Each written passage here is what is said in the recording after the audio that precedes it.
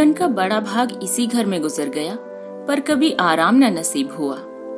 मेरे पति संसार की दृष्टि में बड़े सज्जन, बड़े शिष्ट, बड़े उदार और बड़े सौम्य होंगे, लेकिन जिस पर गुजरती है वही जानता है। संसार को उन लोगों की प्रशंसा करने में आनंद आता है जो अपने घर को भाड़ में झोंक रहे हों, गैरों के पीछे अपना सर्वनाश किए डालते हों। जो प्राणी घर वालों के लिए मरता है उसकी प्रशंसा संसार वाले नहीं करते।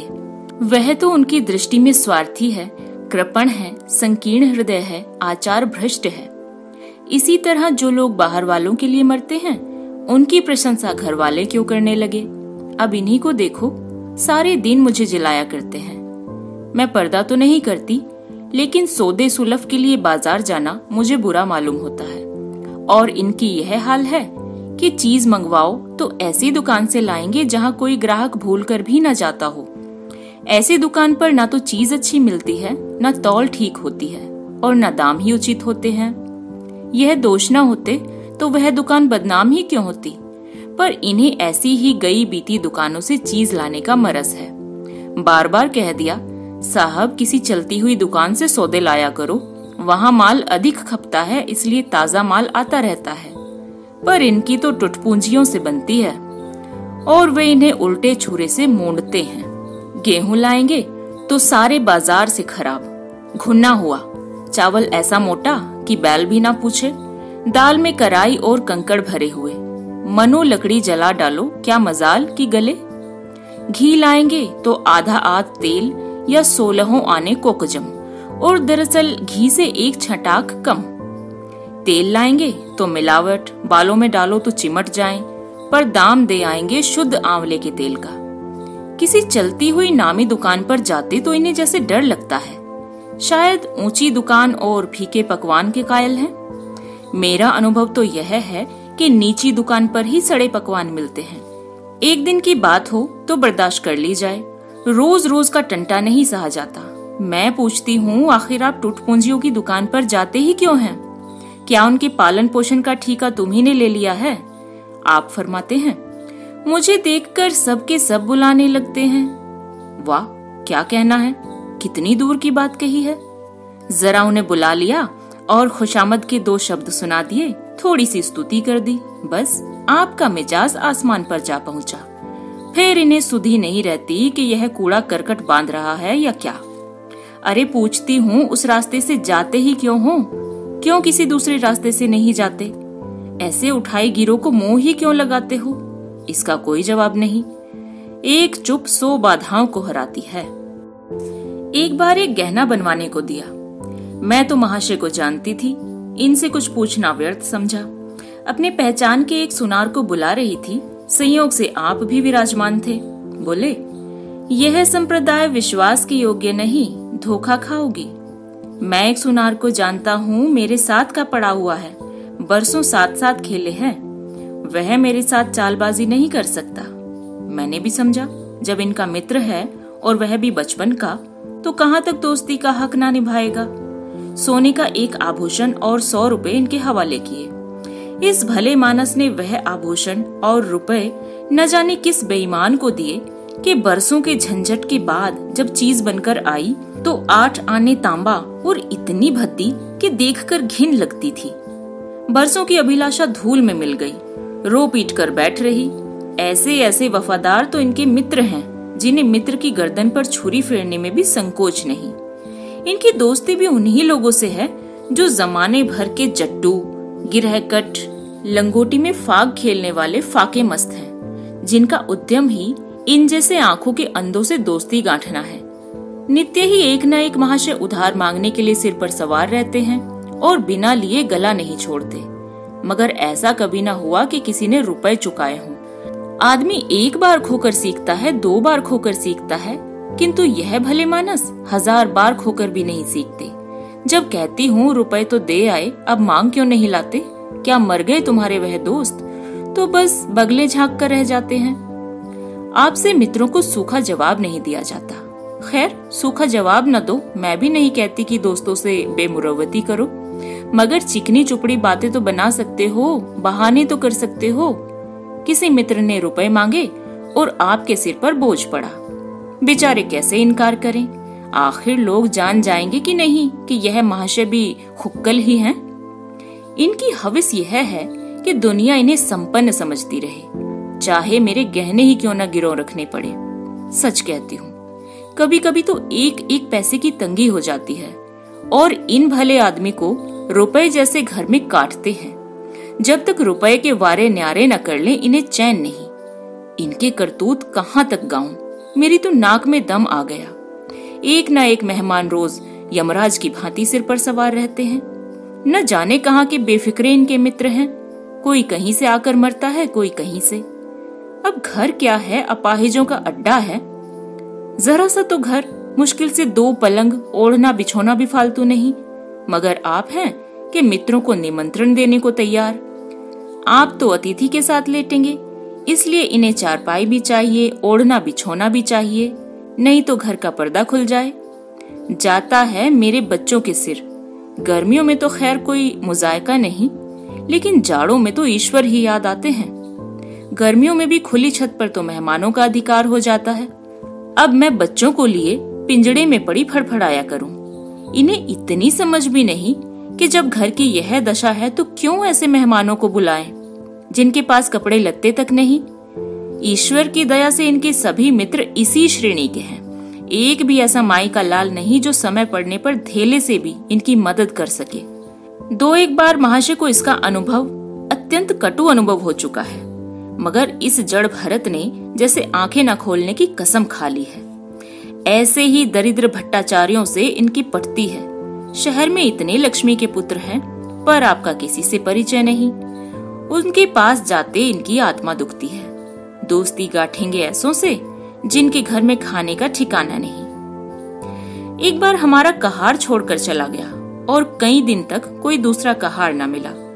किसी चतुर और कुशल कहार की तलाश में थी, किंतु आपको जल्द से जल्द कोई आदमी रख लेने की धुन सवार हो गई। घर के सारे काम पूर्ववत चल रहे थे, पर आपको मालूम हो रहा था कि गाड़ी रुकी हुई है।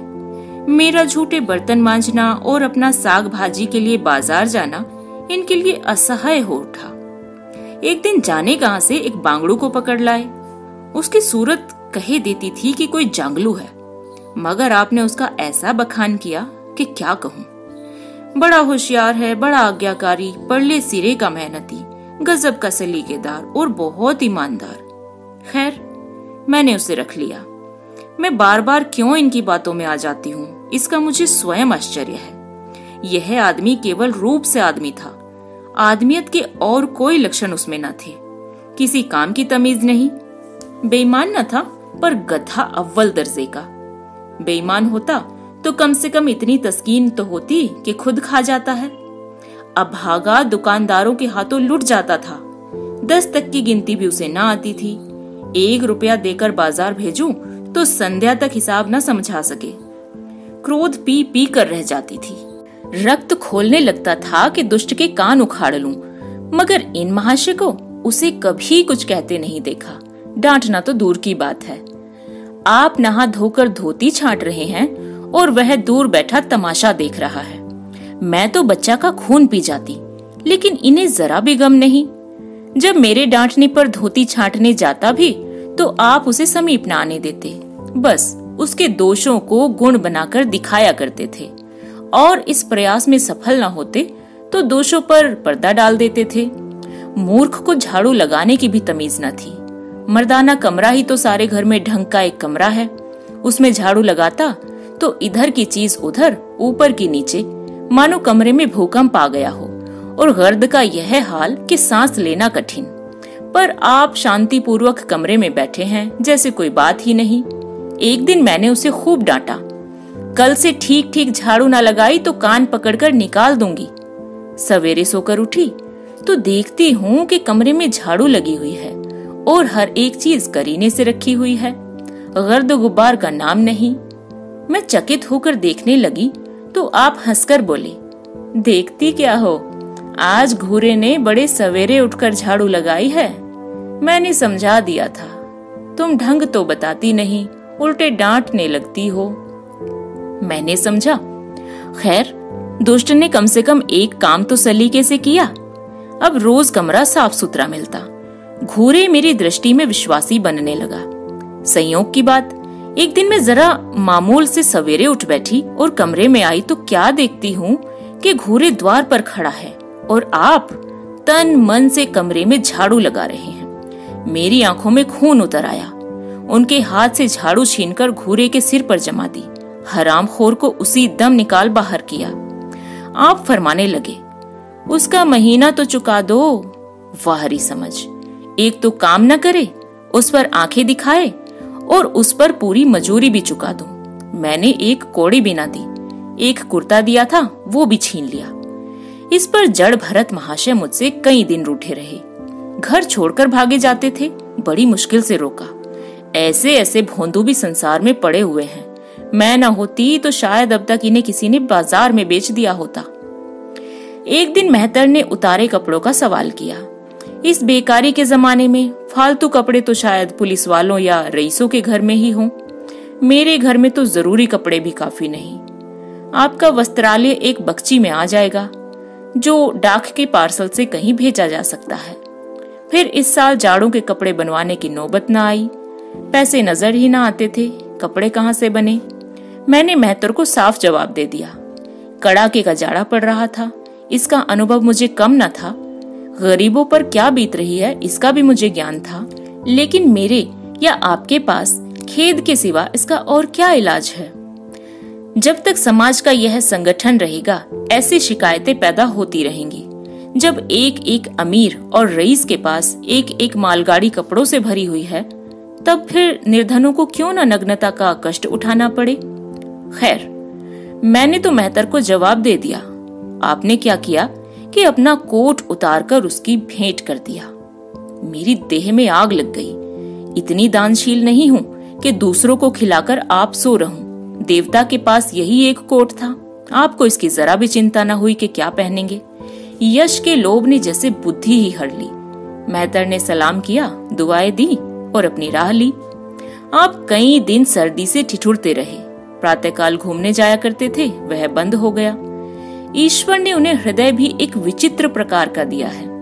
फटे पुराने कपड़े पहनते आपको जरा भी संकोच नहीं होता। मैं तो मारे लाज के गड़ जाती हूँ, पर आपको जरा फिक्र नहीं। कोई हंसता है तो हंसे आपकी बला से। अंत में जब मुझसे ना देखा गया तो एक कोट बनवा दिया। जी तो जलता था कि खूब सर्दी खाने दूं, पर डरी कि कहीं बीमार न पड़ जाएं तो और बुरा हो। आखिर काम तो उन्हीं को करना है। महाशय अपने दिल में समझते होंगे कि मैं कितना विनीत, कितना परोपकारी हूँ। शायद इन्हें इन बातों पर गर्व हो। मैं इन्हें परोपकारी नहीं समझती, न विनीत ही समझती हूँ। यह जड़ता है, सीधी सादी निरीहता है। जिस मेहतर को आपने अपना कोट दिया, उसे मैंने कई बार रात को शराब के नशे में मस्त झूमता देखा है और आपको भी दिखाया है। फिर दूसरों की विवेकहीनता की परोती हम क्यों करें। अगर आप विनीत और परोपकारी होते तो घर वालों के प्रति भी तो मन में कुछ उदारता होती, या सारी उदारता बाहर वालों ही के लिए सुरक्षित है। घर वालों को उसका अल्पांश भी न मिलना चाहिए। मेरी इतनी अवस्था बीत गई, पर इस भले आदमी ने कभी अपने हाथों से मुझे एक उपहार भी ना दिया। बेशक मैं जो चीज बाजार से मंगवाऊं उसे लाने में इन्हें जरा भी आपत्ति नहीं, बिल्कुल उज्र नहीं, मगर रुपए मैं दे दूं यह शर्त है। इन्हें खुद कभी यह उमंग नहीं होती। यह मैं मानती हूँ कि बेचारे अपने लिए भी कुछ नहीं लाते। मैं जो कुछ मंगवा दूं उस पर संतुष्ट हो जाते हैं, मगर आखिर आदमी कभी कभी शौक की चीजें चाहता ही है।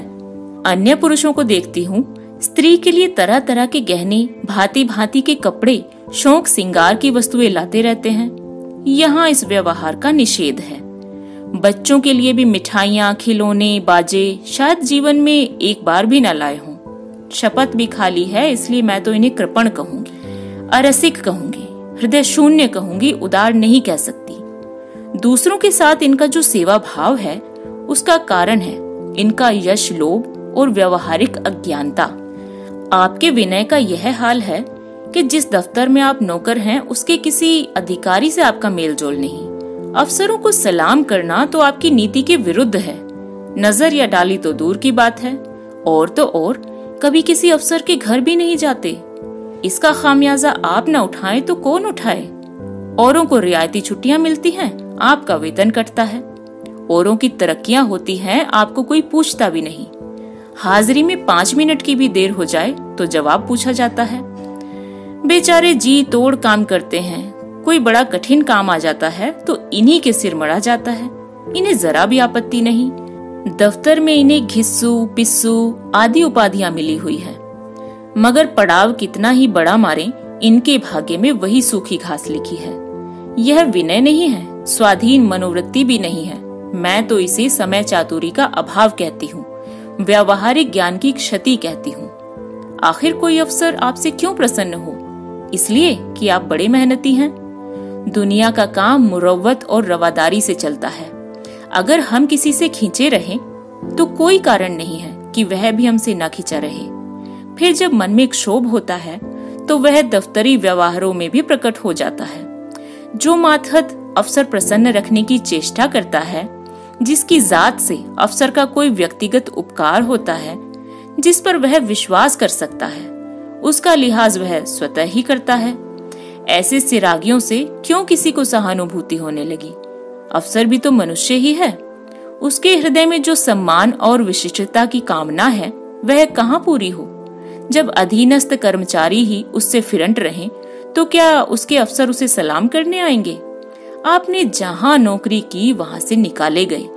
कभी किसी दफ्तर में 2-3 साल से ज्यादा न टिके, या तो अफसर से लड़ गए या कार्य आधिक्य के कारण छोड़ बैठे। आपको कुटुंब सेवा का दावा है। आपके कई भाई भतीजे होते हैं, वह कभी इनकी बात भी नहीं पूछते, पर आप बराबर उनका मुंह ताकते रहते हैं। इनके एक भाई साहब आजकल तहसीलदार हैं। घर की मिल्कियत उन्हीं की निगरानी में है।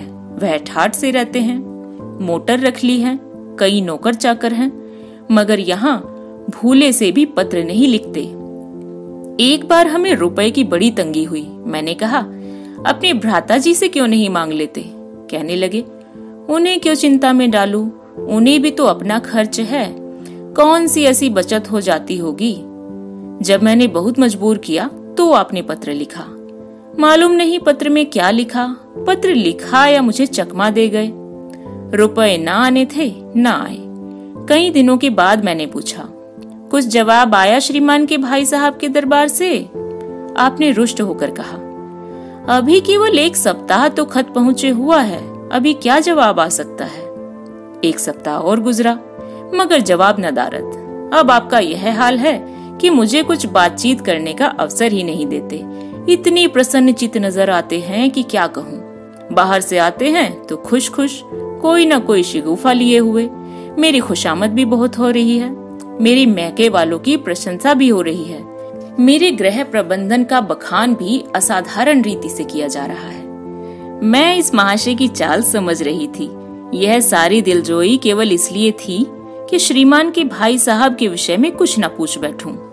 सारे राजनैतिक, आर्थिक, सामाजिक, आचारिक प्रश्नों की मुझसे व्याख्या की जाती थी, इतने विस्तार और गवेषणा के साथ कि विशेषज्ञ भी लोहा मान जाएं, केवल इसलिए कि मुझे वह प्रसंग उठाने का अवसर न मिले। लेकिन मैं भला कब चूकने वाली थी। जब पूरे 2 सप्ताह गुजर गए और बीमे के रुपए भेजने की मिति मौत की तरह सिर पर सवार हो गई तो मैंने पूछा, क्या हुआ? तुम्हारे भाई साहब ने श्रीमुख से कुछ फरमाया या अभी तक पत्र नहीं पहुंचा? आखिर घर की जायदाद में हमारा भी कुछ हिस्सा है या नहीं, या हम किसी लौंडी दासी की संतान हैं? 500 रुपए साल का नफा तो 10 साल पहले था, अब तो 1000 से कम ना होगा, पर हमें कभी एक कानी कौड़ी भी नहीं मिली। मोटे हिसाब से हमें 2000 रुपया मिलना चाहिए।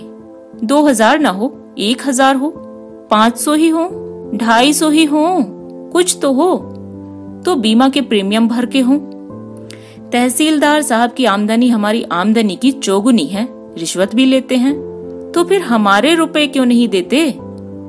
आप हे हाँ हाँ करने लगे। कहने लगे, वह बेचारे घर की मरम्मत करवाते हैं, बंधु बांधवों का स्वागत सत्कार करते हैं, नाते रिश्तेदारियों से भेंट भाट भेजते हैं, और कहाँ से लावें जो हमारे पास भेजे। वाहरी बुद्धि। माना जायदाद इसीलिए होती है कि उसकी कमाई उसी में खर्च हो जाए। इस भोले आदमी को बहाने गढ़ने भी नहीं आते। मुझसे पूछते, मैं 1 नहीं 1000 बता देती, एक से बढ़कर एक। कह देते घर में आग लग गई, सब कुछ स्वाहा हो गया, या चोरी हो गई, तिनका तक भी ना बचा, या 10,000 का अनाज भरा था उसमें घाटा रहा, या किसी से फौजदारी हो गई, उसमें दिवाला पिट गया। आपको सूझी भी तो लचर सी बात, तकदीर ठोक कर बैठ रही। पड़ोस की एक महिला से रुपए कर्ज लिए तब जाकर काम चला। फिर भी आप भाई भतीजों की तारीफ के पुल बांधते हैं तो मेरे शरीर में आग लग जाती है। ऐसे कौरवों से ईश्वर बचाए। ईश्वर की दया से आपके 2 बच्चे हैं, 2 बच्चियां भी हैं। ईश्वर की दया कहूं या कोप, सबके सब उद्यमी हो गए हैं कि खुदा की पनाह। मगर क्या मजाल कि यह भोंदू किसी को कड़ी आंखों से देखे। रात के 8 बज गए हैं, युवराज अभी घूमकर नहीं आए। मैं घबरा रही हूँ और आप निश्चिंत बैठे हैं, अखबार पढ़ रहे हैं। झल्लाई जाती हूँ और अखबार छीन कर कहती हूँ, जाकर जरा देखते क्यों नहीं, लौंडा कहाँ रह गया। न जाने तुम्हारा हृदय कितना कठोर है। ईश्वर ने तुम्हें संतान ही न जाने क्यों दे दी। पिता का पुत्र के साथ कुछ तो धर्म है, तब आप भी गर्म हो जाते हैं। अभी तक नहीं आया, बड़ा शैतान है। आज बच्चा आने दो, कान उखाड़ लूंगा, मारे हंटरों के खाल उधेड़ कर रख दूंगा। यूं बिगड़कर तैश के साथ आप उसे खोजने निकलते हैं। संयोग की बात, आप उधर जाते हैं, लड़का इधर आ जाता है। मैं पूछती हूँ, तू किधर से आया? तुझे वह ढूंढने गए हुए हैं। देखना आज कैसी मरम्मत होती है, ये आदत ही छूट जाएगी। दांत पीस रहे थे, आते ही होंगे। छड़ी भी उनके हाथ में है। तुम अपने मन के हो गए हो कि बात नहीं सुनते। आज आटे दाल का भाव मालूम होगा। लड़का सहम जाता है और लैंप जलाकर पढ़ने बैठ जाता है। महाशय जी 2-2.5 घंटे के बाद लौटते हैं, हैरान, परेशान और बदहवास। घर में पांव रखते ही पूछते हैं, आया कि नहीं? मैं उनका क्रोध उत्तेजित करने के विचार से कहती हूँ, आकर बैठा तो है, जाकर पूछते क्यों नहीं? पूछकर हार गई, कहाँ गया था, कुछ बोलता ही नहीं। आप गरज कर कहते हैं, मन्नू यहाँ आओ। लड़का थर थर कांपता हुआ आकर आंगन में खड़ा हो जाता है। दोनों बच्चियां घर में छिप जाती है कि आज बड़ा भयंकर कांड होने वाला है। छोटा बच्चा खिड़की से चूहे की तरह झांक रहा है। आप क्रोध से बौखलाए हुए हैं, हाथ में छड़ी है ही। मैं भी वह क्रोधोन्मत्त आकृति देखकर पछताने लगती हूँ कि कहाँ से इनसे शिकायत की। आप लड़की के पास जाते हैं, मगर छड़ी जमाने के बदले आहिस्ते से उसके कंधे पर हाथ रखकर बनावटी क्रोध से कहते हैं, तुम कहाँ गए थे जी? मना किया जाता है, मानते नहीं हो। खबरदार, जो अब कभी इतनी देर हुई तो। आदमी शाम को घर चला आता है या मटर गश्ती करता है। मैं समझ रही हूँ कि यह अभी भूमिका है, विषय अब बदलेगा। भूमिका तो बुरी नहीं, लेकिन यहाँ तो भूमिका पर ही ती हो जाती है। बस आपका क्रोध शांत हो गया, बिल्कुल जैसे कवार की घटा घेर घार हुआ, काले बादल आए, गड़गड़ाहट हुई और गिरी क्या 4 बूंदे। लड़का अपने कमरे में चला जाता है और शायद खुशी से नाचने लगता है। मैं पराभूत होकर कहती हूँ, तुम तो जैसे डर गए, भला 2-4 तमाचे तो लगाए होते, इसी तरह तो लड़के शेर हो जाते हैं। आप फरमाते हैं, तुमने सुना नहीं मैंने कितना जोर से डांटा, बच्चा की जान ही निकल गई होगी। देख लेना जो फिर कभी देर से आए तो। तुमने डांटा तो नहीं, हाँ आंसू पोंछ दिए। अरे तुमने मेरी डांट नहीं सुनी? क्या कहना है आपकी डांट का? लोगों के कान बहरे हो गए होंगे। लाओ तुम्हारा गला सहला दूं। आपने एक नया सिद्धांत निकाला है कि दंड देने से लड़के खराब हो जाते हैं। आपके विचार से लड़कों को आजाद रहना चाहिए, उन पर किसी तरह का बंधन, शासन या दबाव न होना चाहिए। आपके मत से शासन लड़कों के मानसिक विकास में बाधक होता है। इसी का यह फल है कि लड़के बेनकेल के ऊंट बने हुए हैं। कोई 1 मिनट भी किताब खोलकर नहीं बैठता। कभी गुल्ली डंडा है, कभी गोलियां, कभी कनकोवें। श्रीमान जी भी लड़कों के साथ खेलते हैं। 40 की उम्र और लड़कपन इतना। मेरे पिताजी के सामने मजाल थी कि कोई लड़का कनकोवें उड़ा ले या गुल्ली डंडा खेल सके। खून पी जाते। प्रातः काल से लड़कों को लेकर बैठ जाते थे। स्कूल से जो ही लड़के आते फिर ले बैठते। बस संध्या समय आध घंटे की छुट्टी देते थे, रात को फिर जोर देते। यह नहीं कि आप तो अखबार पढ़ा करें और लड़के गली गली भटकते फिरें। कभी कभी आप सींग कटाकर बछड़े बन जाते हैं। लड़कों के साथ ताश खेलने बैठा करते हैं। ऐसे बाप का भला लड़कों पर क्या रोब हो सकता है। पिताजी के सामने मेरे भाई सीधे ताक नहीं सकते थे। उनकी आवाज सुनते ही तहलका मच जाता था। उन्होंने घर में कदम रखा और शांति का साम्राज्य हुआ। उनके सम्मुख जाते लड़कों के प्राण सूखते थे। उसी शासन की यह बरकत है कि सभी लड़के अच्छे अच्छे पदों पर पहुंच गए। हाँ, स्वास्थ्य किसी का अच्छा नहीं है तो पिताजी ही का स्वास्थ्य कौन सा बड़ा अच्छा था।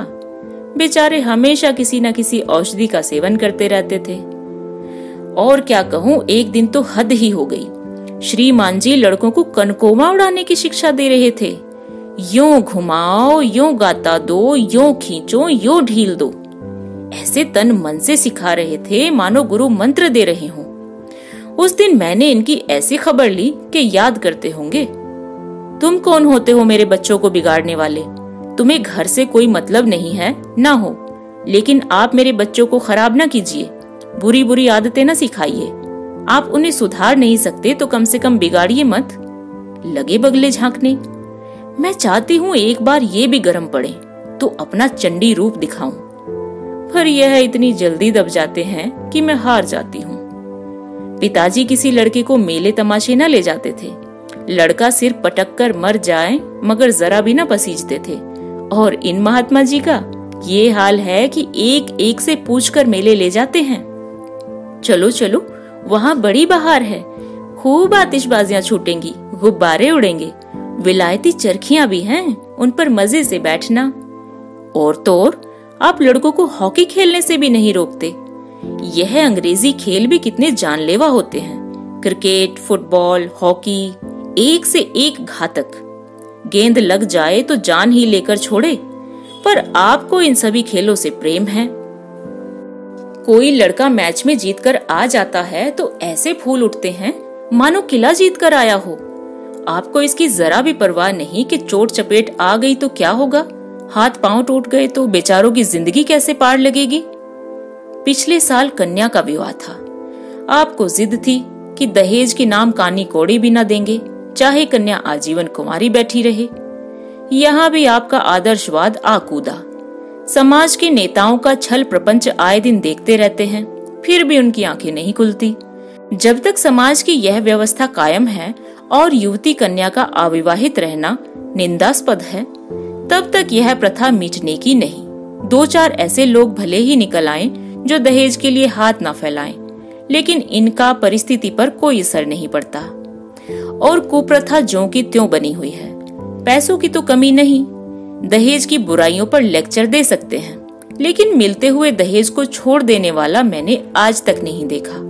जब लड़कों की तरह लड़कियों की शिक्षा और जीविका की सुविधाएं निकल आएंगी तो यह प्रथा भी विदा हो जाएगी। उसके पहले तो संभव नहीं। मैंने जहाँ जहाँ संदेशा भेजा, दहेज का प्रश्न उठ खड़ा हुआ और आपने प्रत्येक अवसर पर टांग अड़ाई। जब इस तरह पूरा साल गुजर गया और कन्या को 17वां लग गया तो मैंने एक जगह बात पक्की कर ली। आपने भी स्वीकार कर लिया, क्योंकि वर पक्ष ने लेन देन का प्रश्न उठाया ही नहीं। हालांकि अंतःकरण में उन लोगों को पूरा विश्वास था कि अच्छी रकम मिलेगी, और मैंने भी तय कर लिया था कि यथाशक्ति कोई बात उठा न रखूंगी। विवाह के सकुशल होने में कोई संदेह न था, लेकिन इन महाशय के आगे मेरी एक न चली। यह प्रथा निंद्य है, यह रस्म निरर्थक है। यहाँ रुपए की क्या जरूरत, यहाँ गीतों का क्या काम। नाक में दम था। यह क्यों, वह क्यों, यह तो साफ दहेज है। तुमने मेरे मुंह में कालिक लगा दी, मेरी आबरू मिटा दी। जरा सोचिए इस परिस्थिति को कि बारात द्वार पर खड़ी हुई है और यहाँ बात बात पर शास्त्रार्थ हो रहा है। विवाह का मुहूर्त आधी रात के बाद था। प्रथानुसार मैंने व्रत रखा, किंतु आपकी टेक थी कि व्रत की कोई जरूरत नहीं। जब लड़के के माता पिता व्रत नहीं रखते, जब लड़का तक व्रत नहीं रखता, तो कन्या पक्ष वाले ही व्रत क्यों करें। मैं और सारा खानदान मना करता रहा, लेकिन आपने नाश्ता किया, भोजन किया। खैर, कन्यादान का मुहूर्त आया। आप सदैव से इस प्रथा के विरोधी हैं। आप इसे निषिद्ध समझते हैं। कन्या क्या दान की वस्तु है? दान रुपए, पैसे, जगह, जमीन का हो सकता है, पशु दान भी होता है, लेकिन लड़की का दान एक लचर सी बात है। कितना समझाती हूँ, पुरानी प्रथा है, वेद काल से होती चली आई है, शास्त्रों में भी इसकी व्यवस्था है। संबंधी समझा रहे हैं, पंडित समझा रहे हैं, पर आप हैं कि कान पर जूं नहीं रेंगती। हाथ जोड़ती हूँ, पैरों पड़ती हूँ, गिड़गिड़ाती हूँ, लेकिन मंडप के नीचे न गए। और मजा यह है कि आपने ही तो यह अनर्थ किया और आप ही मुझसे रूठ गए। विवाह के पश्चात महीनों बोलचाल न रही, झक मारकर मुझी को मनाना पड़ा। किंतु सबसे बड़ी विडंबना यह है कि इन सारे दुर्गुणों के होते हुए भी मैं इनसे एक दिन भी पृथक नहीं रह सकती, एक क्षण का वियोग नहीं सह सकती। इन सारे दोषों पर भी मुझे इनसे प्रगाढ़ प्रेम है। इनमें यह कौन सा गुण है जिस पर मैं मुग्ध हूँ, मैं खुद नहीं जानती। पर इनमें कोई बात ऐसी है जो मुझे इनकी चेरी बनाए हुए है। वह जरा मामूली सी देर से घर आते हैं तो प्राण नहों में समा जाते हैं।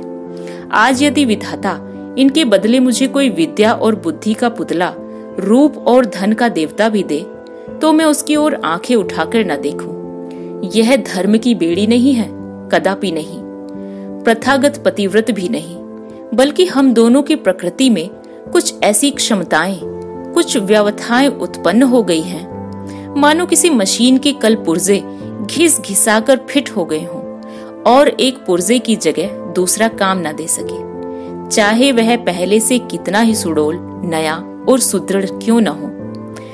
जाने हुए रास्ते से हम निशंक आंखें बंद किए चले जाते हैं। उसके ऊंच नीच, मोड़ और घुमाव सब हमारी आंखों में समाये होते हैं। अनजान रास्ते पर चलना कितना कष्टप्रद होगा। शायद आज मैं इनके दोषों को गुणों से बदलने पर भी तैयार न हूं।